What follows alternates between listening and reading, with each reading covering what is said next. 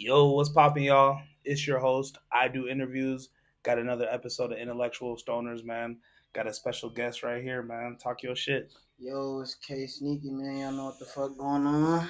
Yup. Yeah, man. Shit. So let's just go ahead and kick it off, man. What artists did you grow up listening to? Shit, as far as artists I grew up listening to, I remember the first CDs I ever got was I believe it was the second like Chris Brown exclusive, I think it was, Oh where shit. he was Okay. doing where bro turned into the vampire.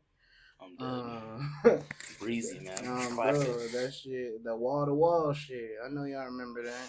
For sure. Um, that It was like fifth grade. I got that. I got Kanye West graduation, Okay. and then I got what was that Bow Wow one, bro? We was Bow Wow. talking Yeah, I about it grew up on last Bow time. Wow too. We was talking about it last time, but I think it was like Undisputed or something from Bow Wow, if I'm not mistaken. Let's see. Okay. But yeah, basically, those are like the first three albums I got. But probably as far as the first people I remember really listening to, Wayne, Kanye. What artist would you say like shaped your sound the most? Because you got a unique sound. Yeah, so my mom, she's really into music and shit. Like I'd almost say like way more than me, and so it was always like music and stuff like playing throughout my house. Okay. But I say, shit, artists that shaped me, um, shit, Earth, Wind and Fire, um, Kanye, For sure. Wayne, what else?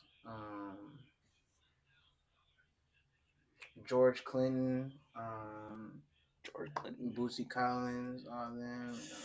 So old school mixed with like Old school artists of mixed our with new generation that we school. grew up listening to. My favorite artist of this generation is probably Chief Keef, because like Hell yeah. I was on Chief Keef heavy. Like he hit probably like the summer I was like going into high school, and so That was high school for me too.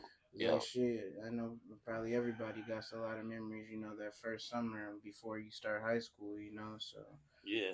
Sosa was a big part of shit. And yeah, Hell yeah. I mean shit, since we talking about early on, we just gonna stick with it. yeah. How'd you get your name, man? I know on the song Changed on Me. Hey, shout out my homie Bird World, man.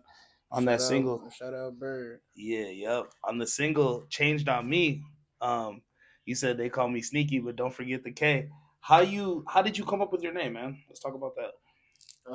So I used to have me and my group of friends. We called ourselves the Pack, and that came from like one night. It was probably like I want to say like four or five of us. Um, we was out just on some young nigga shit, chilling with some females. And it was crazy. This like it was like three. I think it was like three, four females. They was all staying at this one girl's house that I knew, and her mom ended up kicking her out. And so it's like late as hell. It's cold as hell. Um, and at the time I'm like 14, so like we ain't have nowhere to bring like four females back Same to, shit. like, so we trying to figure out what we finna do.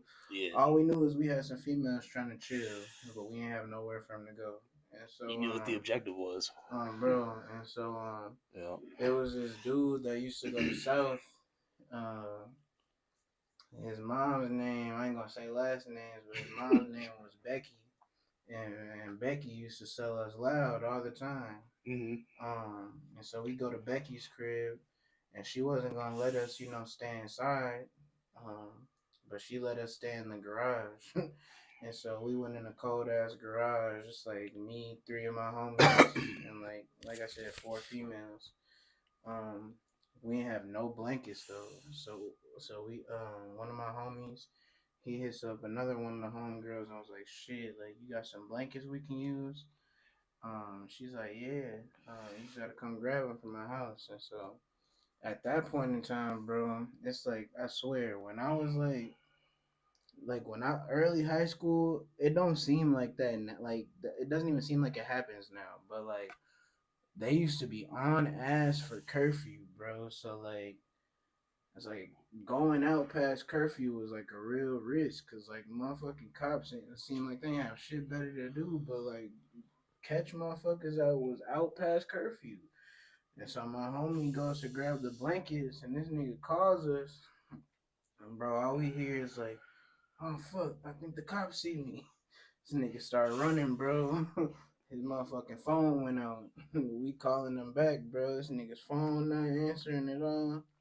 Shout out my homie Danny, man. Danny Cinnapon. But bro ended up long story short, he ended up getting arrested. Damn. And so we basically like we was all bunched up together, sleeping on a fucking not even a mattress. It was a box spring. So like the hard shit that the mattresses sit up on. Hmm. We all laying up on the fucking box spring, nigga. And from that moment on, we had called ourselves the pack, nigga, because we was like huddled in there like a pack of dogs, nigga.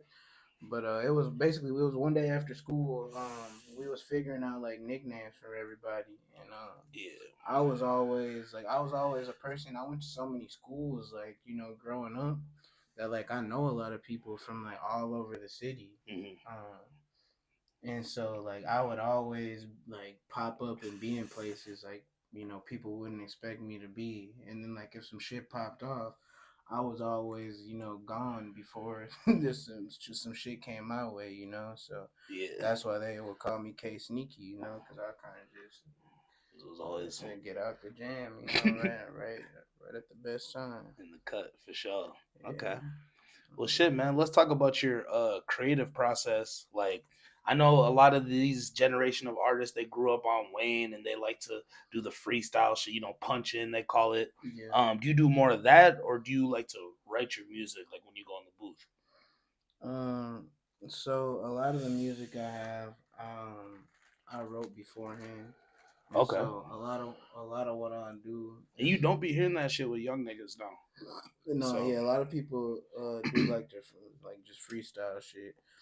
I like to I think you get an advantage, like sitting and actually thinking about what you want to spit, facts. but you know I don't like I spend time writing, but I won't spend like a super long time. So at first I was kind of thought like like I've made a good song and only spent like 10 15 minutes writing it. So I used to think like maybe if I like spend like a week writing this song, like it'll be like that much colder. Hmm. And I just came to find out like my process specifically, it's like I don't really need to spend super long writing something, but like I said, writing does help. But I do think that freestyling, um that you got to have a certain amount of talent